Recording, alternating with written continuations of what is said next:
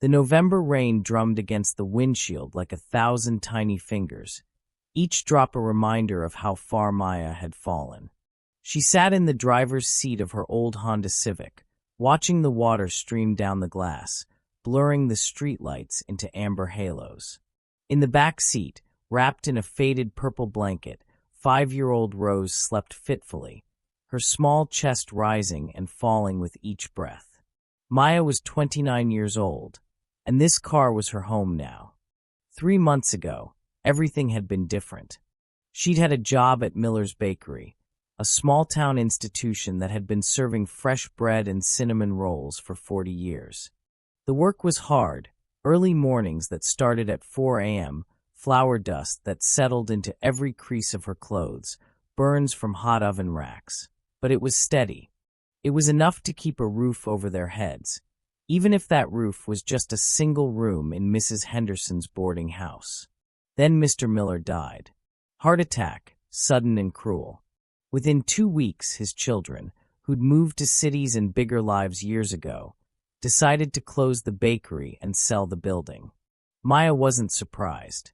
She'd seen the way they looked at the place during the funeral, calculating square footage and property values instead of remembering the smell of their father's sourdough.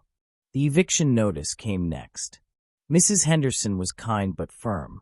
Without steady income, Maya couldn't stay. She'd given her 2 weeks, even helped pack boxes, but kindness didn't change mathematics. Maya had $247 in her bank account, no family nearby, and a 5-year-old daughter who asked too many questions. So they lived in the car now. Maya had become an expert at finding safe parking lots.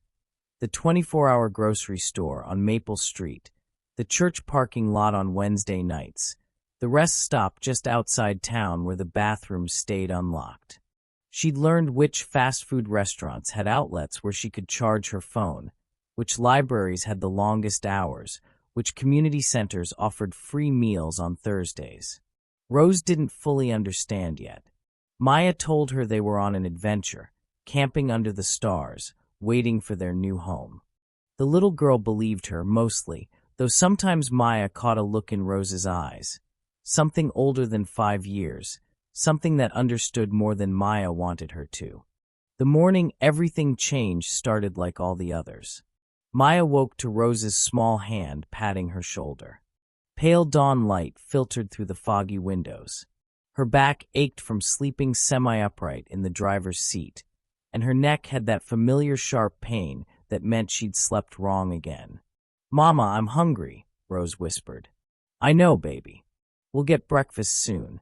They used the bathroom at the gas station across the street, Maya carefully washing Rose's face and hands with paper towels and the thin pink soap from the dispenser. She did her best to smooth down Rose's tangled brown hair, so much like her own. In the streaked mirror, Maya caught sight of herself.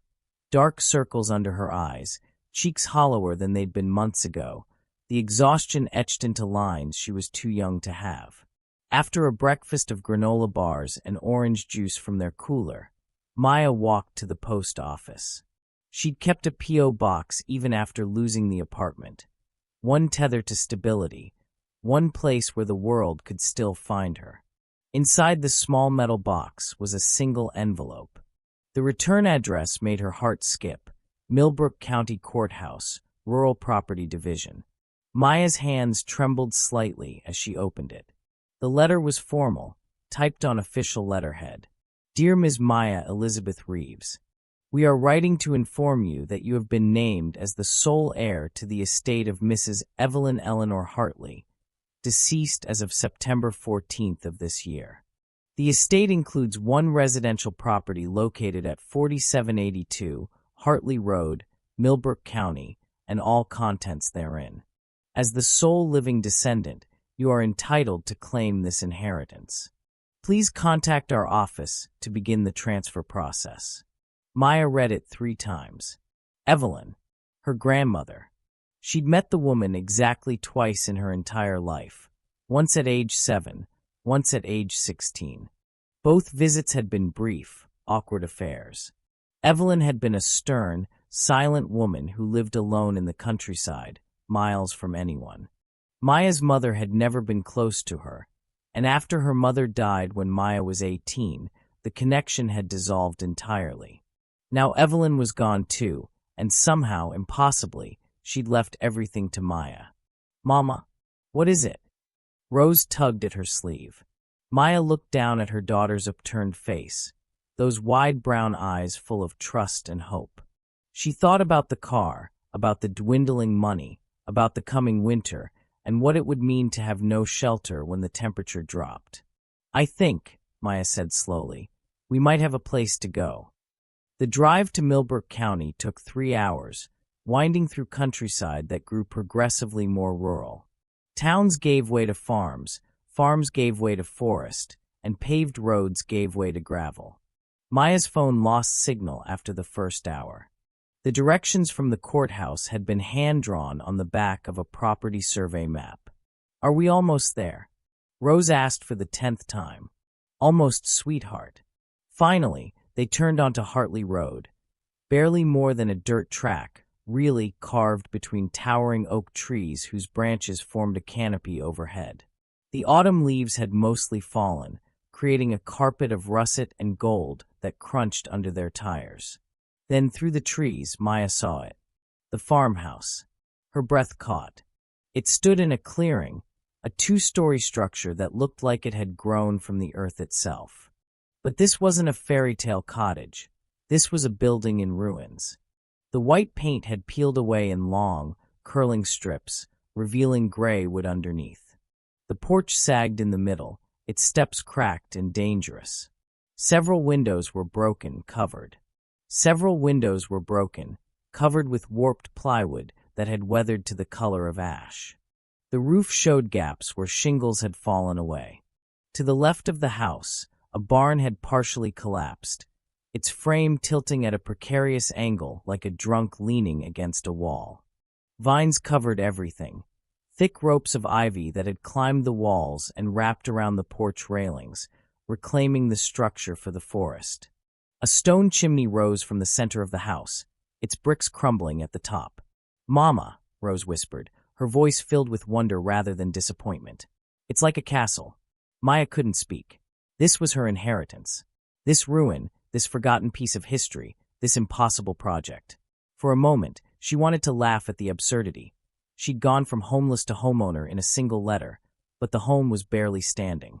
Then she looked at Rose's face, lit up with excitement, and something shifted inside her. They got out of the car. The autumn air smelled like wood smoke and decaying leaves. The silence was profound. No traffic sounds, no neighbors, just the whisper of wind through the trees and the distant call of a crow. Maya had lived her entire life in towns and small cities, always within earshot of other people. This isolation felt both terrifying and strangely peaceful. "Can we go inside?" Rose was already running toward the porch. "Wait." Maya caught her hand. "We need to be careful.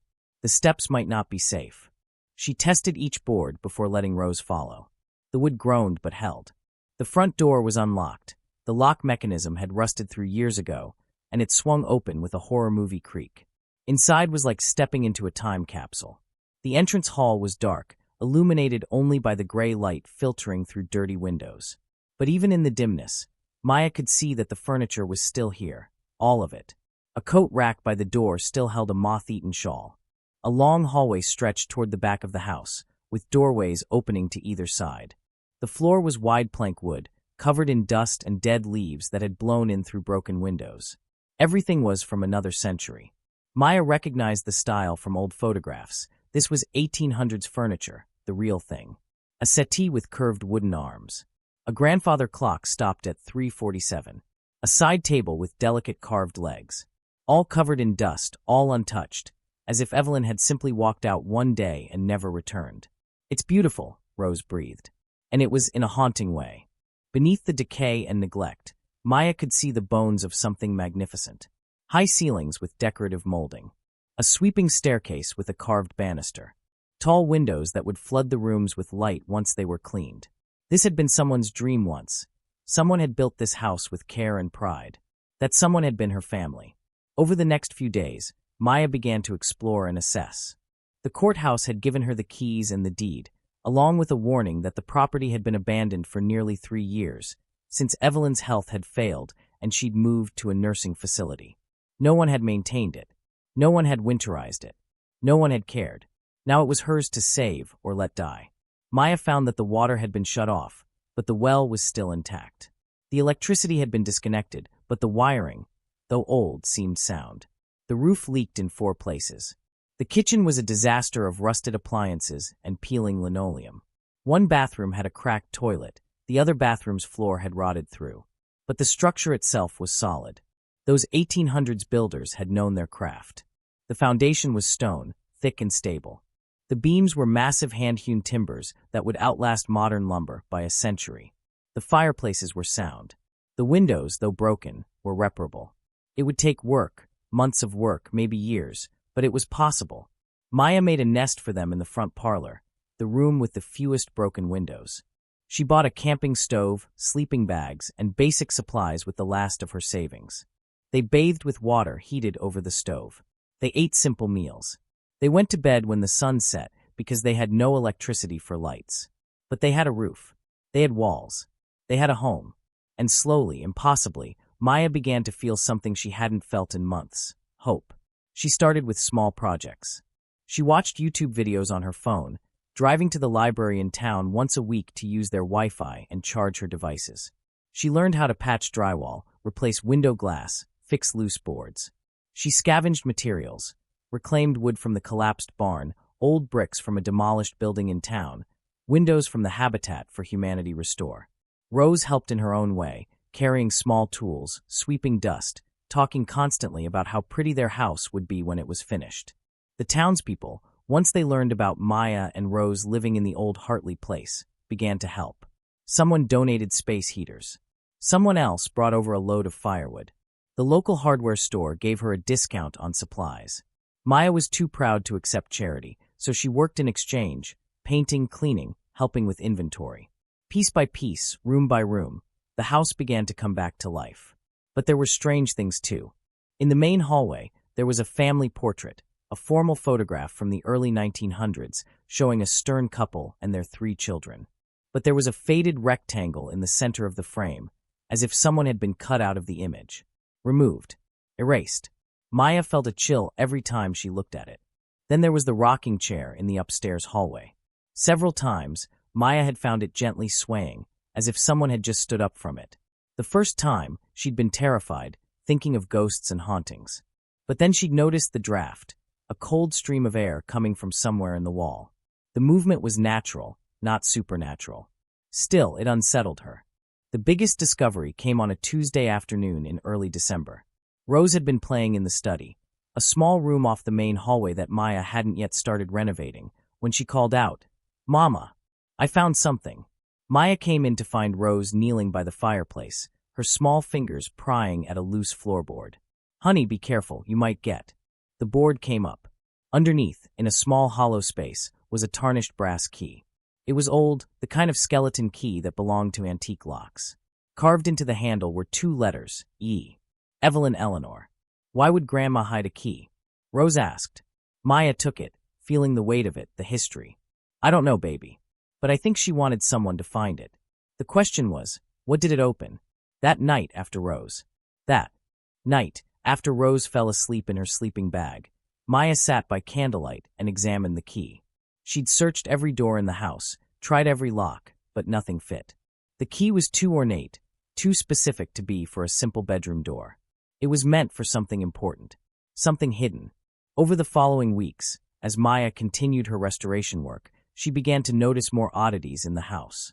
While pulling up damaged flooring in one of the bedrooms, she found old letters tucked between the floorboards, correspondence addressed to her mother, Catherine, from Evelyn. Letters that had never been delivered, never been mailed. Letters that spoke of regret and distance, of choices made and roads not taken. "I hope someday you'll understand why I lived the way I did," one letter read. The isolation wasn't about pushing you away. It was about protecting something precious until the right time came. What was she protecting? Maya also found receipts and bank statements from decades past, yellowed and brittle. What shocked her was the numbers. Evelyn had made purchases that seemed far beyond what a rural farm woman should have been able to afford. A $15,000 payment here, a $30,000 transaction there, all dated from the 1980s and 1990s. Where had that money come from? And why had Evelyn lived like a pauper if she had access to such wealth? The mystery deepened. One afternoon, while Maya was patching the wall in the dining room, Rose was playing nearby, singing to herself. She stopped suddenly and tilted her head, staring at the wall beside the old bookshelf. "Mama." "Yes, baby. I think there's a room behind here." Maya smiled, not looking up from her work.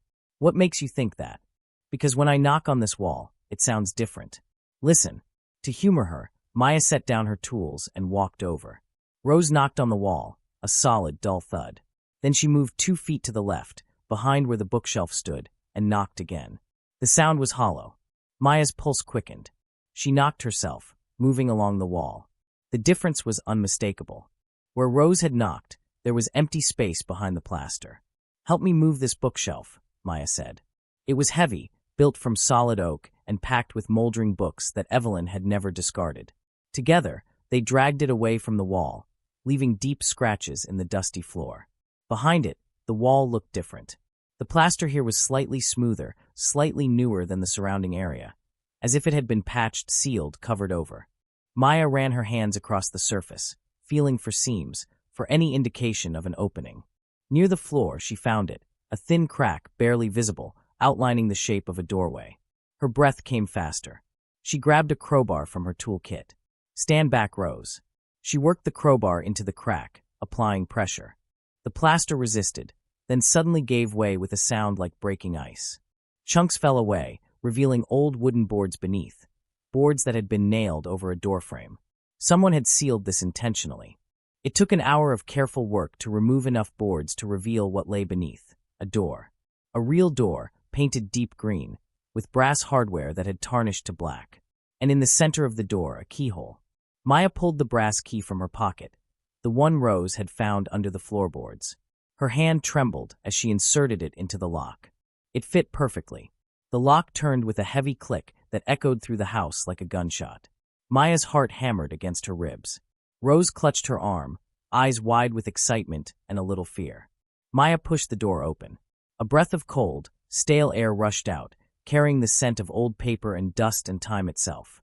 Beyond the threshold was darkness, complete and absolute. Maya grabbed her flashlight and shone it inside. The beam revealed a room frozen in time. It was a study, perhaps 12 feet by 12 feet, with walls lined with built-in bookshelves. Heavy velvet curtains covered what must have been a window, blocking all natural light. An antique desk sat in the center, its surface clear except for a brass candelabra and a stack of papers. The chair was still pulled out slightly, as if someone had just stood up from their work. Every surface was covered in a thick layer of undisturbed dust, except for the footprints Maya and Rose were now making as they stepped inside. "Mama, it's like a treasure room," Rose whispered, instinctively keeping her voice low. Maya moved slowly, reverently, sweeping her flashlight across the space. The bookshelves held leather-bound volumes, their spines embossed with gold lettering. She recognized some titles: medical texts from the late 1800s, philosophy books, histories of American industry and invention. On one shelf sat a collection of carefully preserved journals, their covers labeled with dates ranging from 1885 to 1923. But it was the desk that drew her attention. Lying on top of the papers was a wooden box, roughly the size of a shoebox, made from dark walnut and inlaid with lighter wood in an intricate pattern. It had a small brass lock on the front. Maya tried the same key that had opened the door. Again it fit. Again, the lock clicked open. Inside the box was a collection of documents that made no sense to Maya at first. Certificates printed on heavy paper, their edges yellowed and fragile.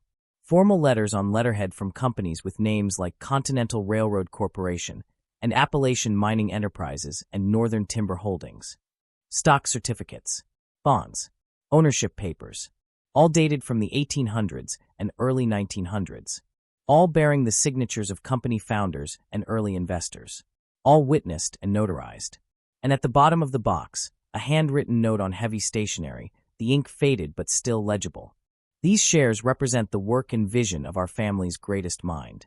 They were purchased with the proceeds from patents and inventions that changed the world, though the world never knew his name. I hide them here not out of greed, but out of wisdom. Wealth corrupts. Wealth destroys. These shares will one day save our family when the time is right. They must be kept hidden until the right inheritor arrives. Someone who has known hardship, who understands the value of survival, who will use this gift not for vanity, but for good. Wait for her.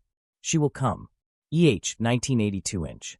Maya read it 3 times, her mind spinning. She looked at the certificates again, really looked at them. Continental Railroad. Appalachian Mining. Northern Timber. These weren't just historical curiosities. These were companies, some of which still existed, or had been absorbed into larger corporations, or had split into multiple entities over the decades. If these shares were real, if they were still valid. "Mama, what did you find?" Rose asked. Maya couldn't answer. She was thinking about Evelyn, living alone in this farmhouse, eating simple meals, wearing simple clothes, never traveling, never spending. She was thinking about the money. She was thinking about the money that had appeared in those old bank statements, the unexplained purchases. Evelyn must have sold off small portions of these holdings over the years, just enough to maintain the property, just enough to survive, but never revealing the full extent of what she possessed. Because she was waiting for someone who deserved it, someone who needed it, someone who would use it wisely. Maya felt tears prick her eyes. She thought of herself 3 months ago, sleeping in her car with Rose, wondering how they would survive the winter. She thought of every rejection letter for jobs she'd applied for, every humiliation of asking for help, every night she'd gone to bed hungry so Rose could eat. And all along, this had been waiting for her. "Mama." Rose touched her arm. "Are you crying?" "I'm okay, baby." Maya wiped her eyes. I think your great-grandmother left us something very special." But she had to be sure. These documents might be worthless, valuable only as historical artifacts, not as actual financial instruments. She needed expert help. The next morning, Maya drove to the county library and used their computer to research. She found the name of a historical documents expert at the State University, 3 hours away. She called and explained what she'd found. The professor, Dr. Catherine Wells, was intrigued enough to agree to see her. 2 days later, Maya made the drive, the wooden box carefully secured in a padded bag. She'd left Rose with Mrs. Chun, the kind woman from the hardware store who'd taken a liking to them. Dr. Wells's office was cluttered with books and artifacts. She was a woman in her 60s with sharp eyes and gentle hands. She carefully examined each certificate, each letter, using a magnifying glass and occasionally referring to reference books. "Where did you say you found these?" Dr. Wells asked. "In my grandmother's farmhouse, hidden behind a sealed wall." "And you're her heir?" "Yes. I have the documentation." Dr. Wells nodded slowly. "These are remarkable. Authentic, absolutely authentic. The paper, the ink, the signatures, these are genuine certificates from the 1880s through the early 1900s. She paused, then looked up at Maya with an expression of wonder. "Do you understand what you have here? I think they're old stock certificates. Not just any stock certificates. These are shares in companies that were foundational to American industrial expansion. Continental Railroad became part of what's now one of the largest transportation conglomerates in the world. Appalachian Mining was absorbed by a multinational energy corporation. Northern Timber split and merged several times, but its legacy exists in 3 major companies today." Maya's mouth went dry. "So they're worth something?" "My dear, they're worth a fortune. But you'll need more than my expertise.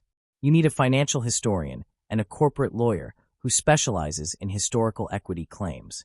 This is complex. These shares have likely split multiple times, generated dividends that were reinvested, spawned derivative holdings." She pulled out a business card. "Call this man. His name is Robert Thorne. He's a lawyer in Boston who handles exactly these kinds of cases." Maya took the card with shaking hands. It took 3 weeks to unravel the full truth, 3 weeks of phone calls and document scans and historical research. Robert Thorne worked with a team of specialists to trace the ownership chain, verify the authenticity, and calculate the current value of the holdings. When Thorne finally called with the results, Maya was sitting on the farmhouse porch, watching Rose play in the yard. The December air was cold, but she'd bundled up in her thickest coat. "Ms. Reeves," Thorne said, his voice warm, "I have extraordinary news. We've verified everything.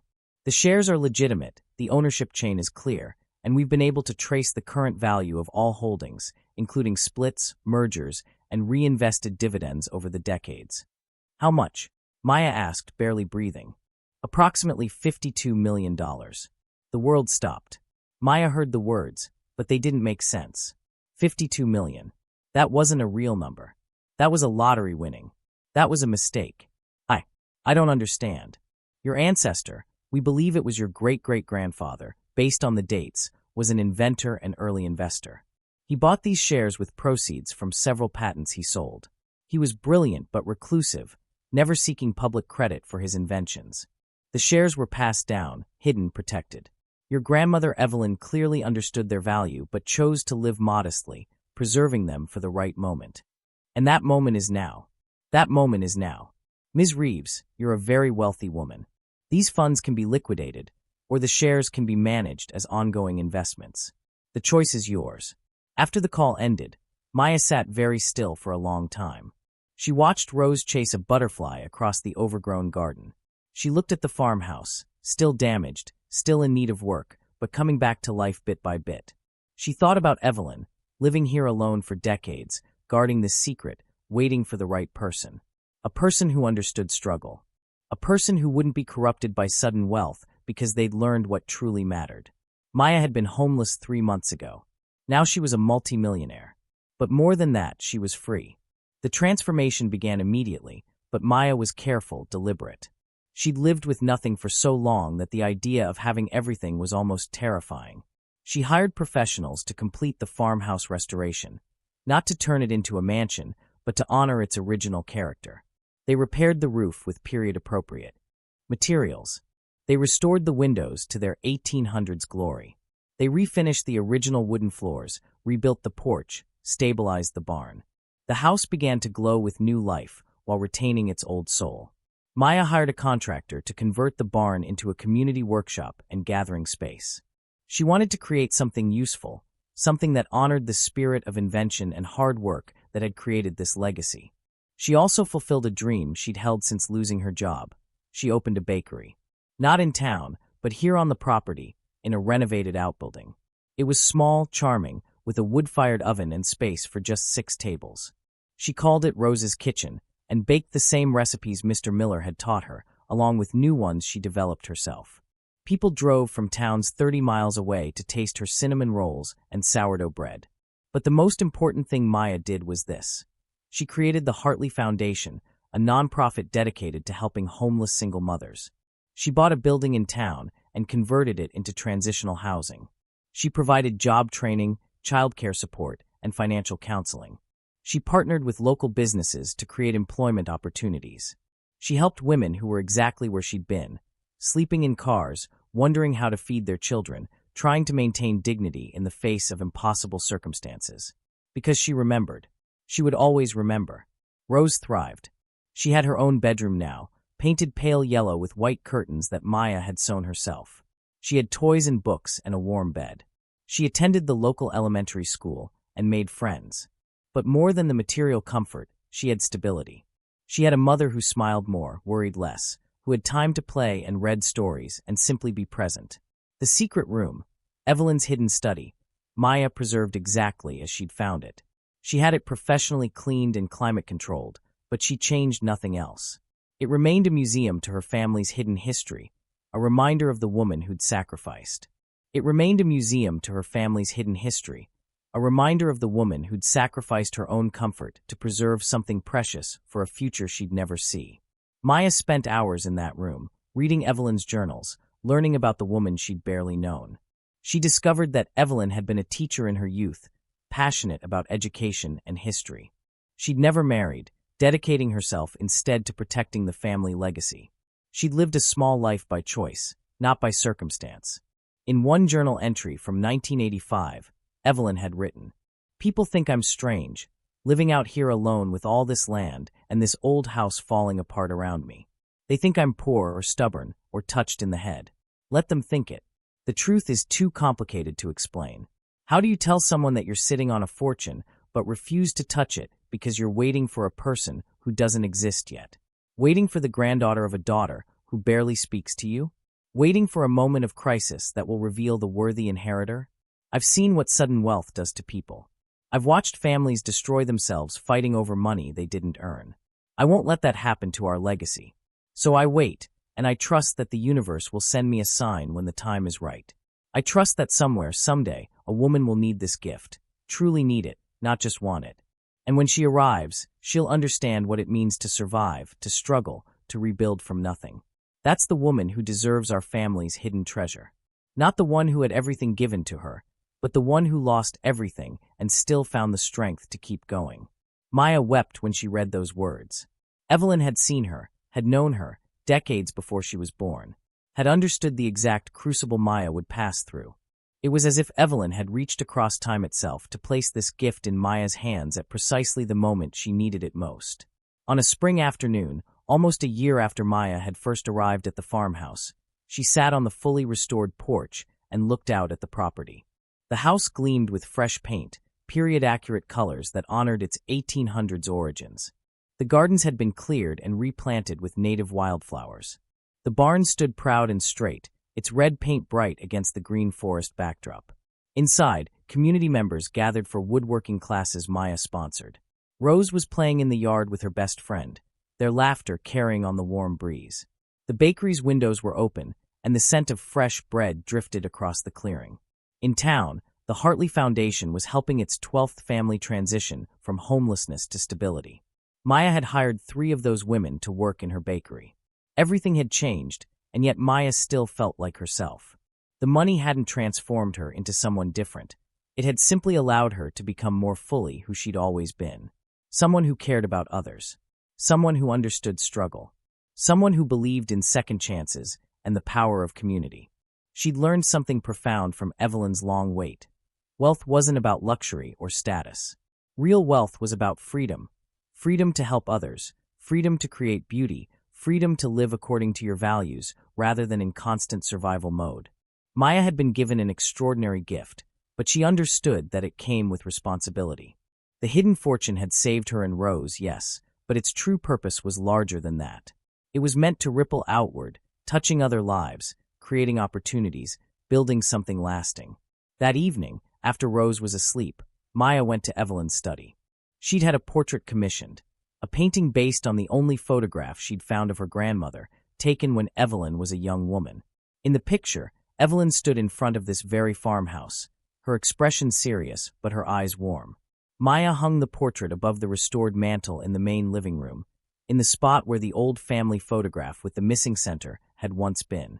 She stepped back and looked at the woman who'd made all of this possible, who'd lived a quiet life of purpose and patience.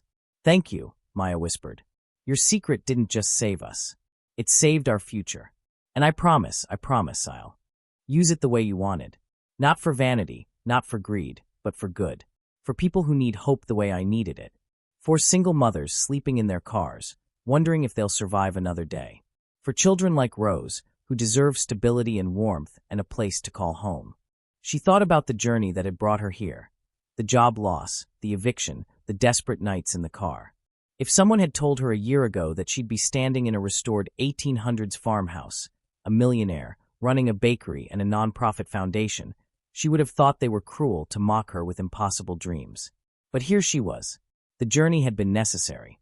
Every hardship, every humiliation, every moment of fear, it had all shaped her into the person Evelyn had been waiting for.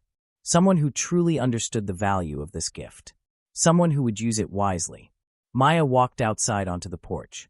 The stars were brilliant here, far from city lights. The forest whispered around her. The farmhouse glowed softly with warm interior light, a beacon in the darkness, a symbol of transformation and hope. She thought about all the other women out there, struggling as she'd struggled. She thought about the children sleeping in cars, their mothers trying to shield them from the harsh reality of their circumstances. She thought about the power of second chances and the way one person's foresight could change the trajectory of countless lives. Tomorrow, the Hartley Foundation would break ground on a second housing facility. Next month, Maya's bakery would open a job training program. Next year, she planned to start a scholarship fund for the children of homeless parents. The legacy would continue. The secret that had been hidden behind a wall for decades would keep growing, keep spreading, keep transforming lives. Rose appeared in the doorway, rubbing her eyes. "Mama, why are you outside?" Maya held out her arm, and Rose came to snuggle against her. They stood together in the warm spring night, looking out at their home, their impossible, miraculous, hard-won home. "Just thinking, baby," Maya said softly. "Just being grateful. For great-grandma Evelyn? For her. For this place. For second chances. For you." Maya kissed the top of Rose's head. "For all of it." In the living room, Evelyn's portrait gazed out with those warm, knowing eyes. A woman who'd understood that the greatest treasures are the ones you give away. A woman who'd planted seeds she'd never see bloom. But Maya would tend those seeds. She would water them with compassion, nurture them with generosity, and watch them grow into something beautiful. A legacy not of hidden wealth, but of open-hearted service. The farmhouse stood solid and strong, its 1800s bones restored to glory, its walls no longer keeping secrets but sheltering dreams. The hidden room had yielded its treasure. The long wait was over. And a new story, a story of hope, transformation, and the enduring power of family love, was just beginning. Maya carried Rose back to bed, tucked her in, and whispered the words that had become their nightly ritual. "We're home now, baby. We're finally home." In the darkness, in the silence, in the heart of the old farmhouse that had kept its secrets for so long, those words felt like the truest thing in the world.